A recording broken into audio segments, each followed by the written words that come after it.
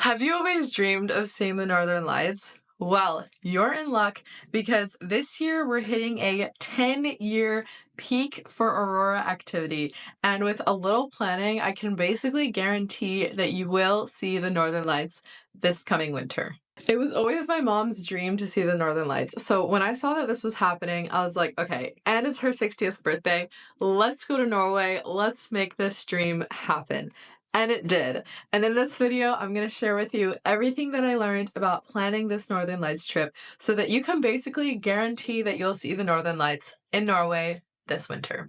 Let's go. Who am I? My name is Mahna Ghafori. I'm an adventure travel photographer and creator. I am so passionate about nature and sharing my experiences in nature. And I'm also a photographer, so I'm also going to share with you some of my top tips for taking photos of the Northern Lights just with your iPhone. Let's go ahead and dive in. Basically, for this Northern Lights trip, my mom and I went to the Nordic countries, so Finland, Sweden, and Norway. If you basically want to guarantee, if there's one thing that you take away from this video, it's that when I talked to the locals in Tromsø, Norway, way in northern Norway, they said in the winter, it's basically guaranteed that if you spend a little bit of time there, you will see the Northern Lights. We didn't see them in Sweden or in Finland. It was cloudy almost all other times that we were in Finland. We flew in and out of Rovaniemi. In Tromsø, Norway, it's basically guaranteed. And so if you're not wanting to drive around and explore the other countries, which I definitely think you should, they're so magical and beautiful. But if your goal and outcome is Northern Lights and you don't have a lot of time, then I would stick to northern Norway. I have all my notes here, so let's go ahead and dive in. So the first thing is what you need to know to see the Northern Lights. So first thing is timing. So the best time to see the lights is between 9 p.m. and 2 a.m. during clear winter nights. The best months are from November to March, with longer, darker nights that provide you optimal viewing windows. And the locations that I'll discuss here, so we have northern Norway, Tromsø, like I said. It's known as one of the best places in the world to see the Northern Lights away from city lights. So you can stay in Tromsø and then you can either book a tour or rent a car and go by yourself just outside of the city, like 30 minutes. And we saw our first Northern Lights there. Our first night there was so magical. Even in the city at the Moxie Marriott that we were staying at, they have these like floor to ceiling glass windows. When we checked into the hotel, the front desk lady, she said that they had seen the Northern Lights in the lobby the day before from the lobby. And so then we have Rovaniemi, Finland. This is a great spot to start a Northern Lights Nordic road trip and try to see the lights. There's the nearby Santa Claus Village and Finnish saunas, which make it even more special. And then the Lofoten Islands in Norway, so magical in both the summer and the winter. They offer incredible, breathtaking landscapes. If you are a true nature and outdoors adventure lover, then the Lofoten Islands in Norway will take your breath away. It's surreal. It's otherworldly. It's so magical. It's a must. And then, so the Aurora Forecast apps, how to see the aurora. I would recommend, in order to see the Northern Lights, timing and location are key. I would recommend downloading an app like Aurora. That's the one I personally use. And it will be your best friend to help you check aurora activity and cloud cover so that you can optimize your chances of being in the right place at the right time to see the Northern Lights. And it will also send you notifications during peak aurora activity. And so it was funny, like some of the nights we had seen the Northern Lights so much when we were in Lofoten. Actually, it was the most powerful, the most magical show we'd seen. And they were still going, and my mom and I like had seen it so much. We danced with the lights for hours. It was so magical. It truly feels like an experience of being with God. That's the closest I can describe it. It felt like we were with all of our ancestors, and it was just us, just outside of the hotel we were staying at, over the water in the mountains. It's so magical, and the energy is so potent. And we had danced with the lights, and it was so amazing. And then we were like tired because we'd driven a lot that day. So we went to sleep because the lights had simmered down a bit. And then I got another notification from my phone that was saying the lights are peaking again. And we were like, oh my gosh, we're tired. But if, of course, when in Norway, when the Northern Lights are out, how can you sleep? It's like a dream when you're awake. Anyways, definitely use these apps. And then I also like to use the Windy app to check for cloud cover, to look for areas that are free of clouds, like normal clouds, and then also low clouds.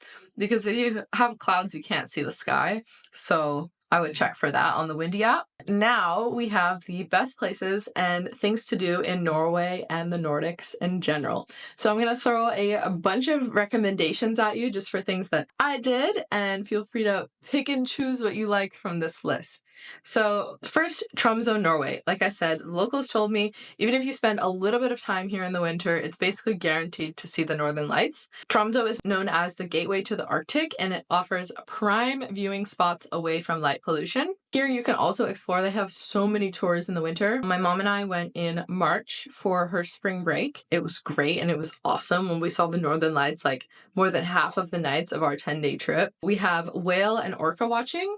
So winter brings whales near Tromsø, creating a unique wildlife experience. We personally didn't do this. And then we also have the Sami culture experience. So you can learn about the indigenous Sami people and try reindeer sledding as well. And then there's also dog sledding and snowmobiling.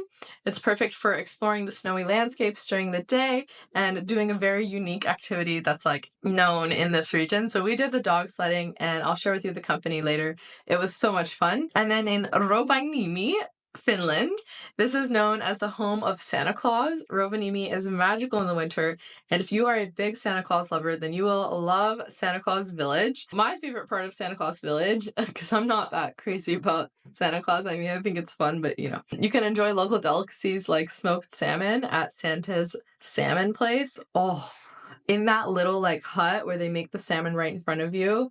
So good. It was so good. That was my highlight of Santa Claus Village. And then you can also book a night tour for guaranteed aurora sightings. They'll basically message you, like we booked one in Finland and they said there are no chances of seeing the lights. And so to keep the percentages on the guaranteed viewing high, they're not going to take you out on a night where they know the chances of seeing the lights aren't high. So you can basically book one of those if you want help from an expert and a local to help take you out to see the lights. I personally, because I'm a photographer and because I'm so passionate about the weather, we ended up going by ourselves to see the lights, but there are so many tours and options that you can book as well. I would just read the reviews and then book one and go. In our experience, we were 2 women traveling in these Nordic countries and we felt so safe the whole time, just like so safe. It's trust your intuition as with anywhere, but yeah, very, very safe and calm and respectful people and culture. That's overall my experience in Rovaniemi, Finland, is that it was cloudy when we arrived and it was cloudy when we left. So that's my personal experience. And then we have Somarøy, Norway as a day trip from Tromsø. Scenic coastal island with minimal light pollution and panoramic views, perfect for aurora viewing. And also it's a very, very cute like fisherman's village. So cute. My mom and I loved it. And then there's also Senja Island in Norway. It's known for its rugged mountains and secluded fjords. It's ideal for a road trip stop. And there's also the Heston hike here. It's a moderate trail with rewarding views over the mountains, perfect for sunrise or sunset photography.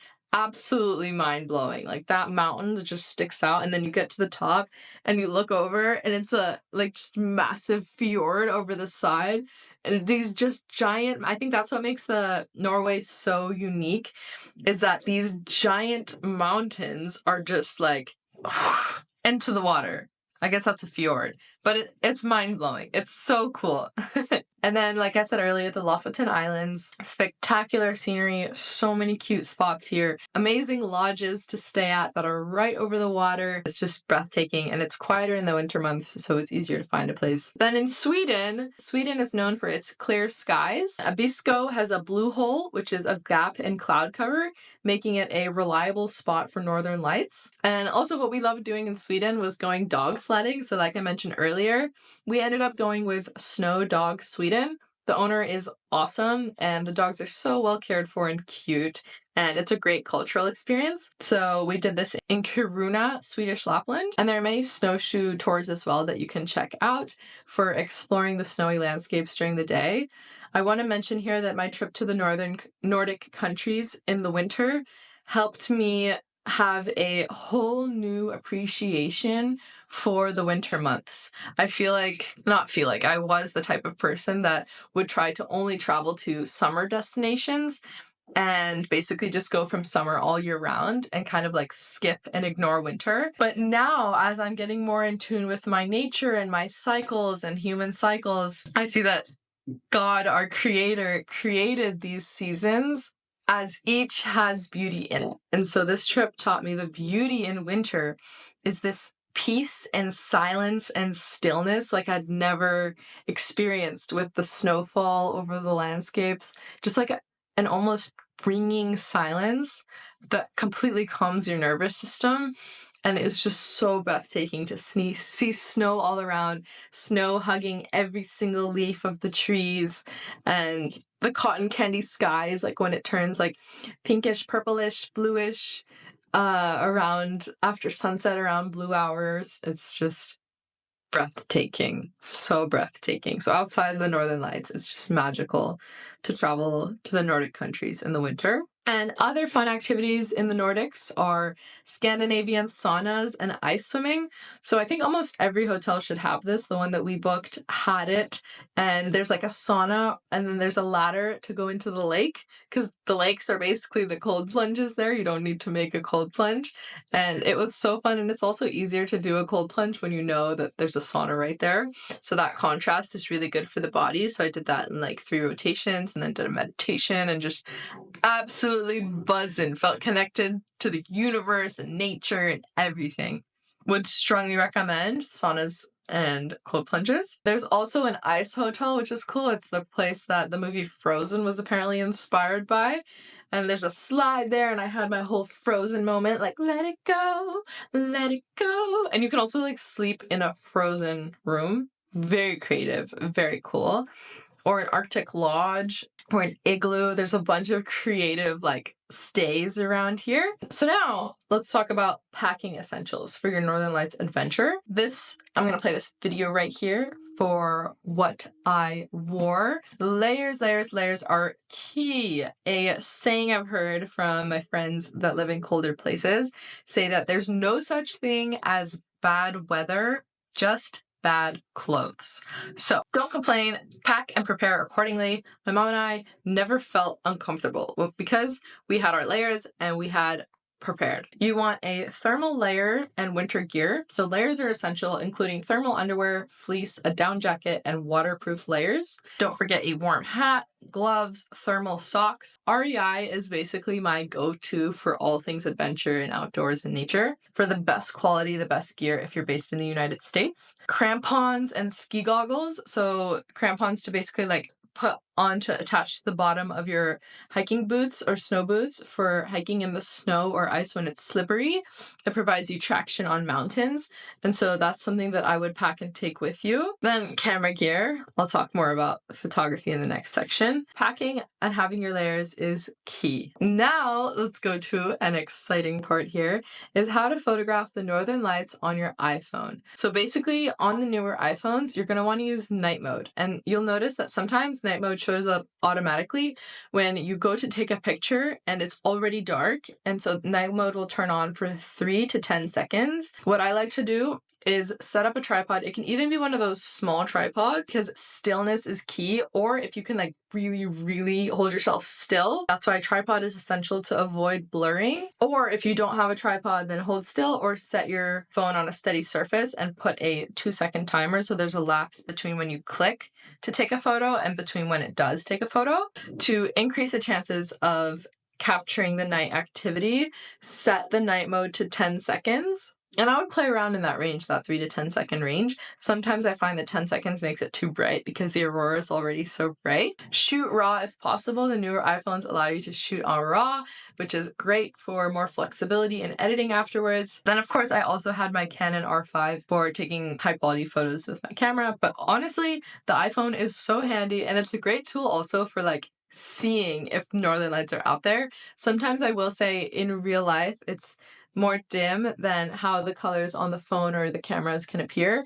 It just has to do with like the light colors and activity that's going on. I don't know the whole science of it, but it's something to do with the color wheel and the colors that are reacting with the phone, and I'm gonna stop trying to explain it. But basically it looks different, so just be prepared for that. But it feels like, that's the thing, is when you're there you can feel it. You can feel the magic of it. And for me, for my photography, I like to share things the way that it made me feel when I was experiencing it. So almost like the way that the iPhone captures it with the vivid magical colors is a representation of how it feels when you're the one experiencing it. And so hopefully that makes sense. Does it? Let me know. I don't know. That's how my brain works. Anyways, If you've made it this far, I'm so excited for you because it means that you are very invested in traveling to the Nordic countries to witness the Northern Lights. And let me know, comment down below. Let me know if this was helpful, if you have any questions. And if you enjoyed this guide, my name is Mahna Ghafori. Be sure to subscribe as it helps support me in creating more travel inspiration like this. And yeah, I'm so excited. I really don't think it's any sort of coincidence that this peak aurora activity is happening right now. I think it aligns perfectly with the global shift in consciousness that's happening. People are awakening to more light, enlightening, and I think it's so cool because, like, as we are stepping into the magic of our being, nature is reflecting that magic back at us. And so it's just so magical. We are so blessed. We are so blessed. Anyways, enjoy your road trip. Blessings, Earthlings. And I will see you in the next video.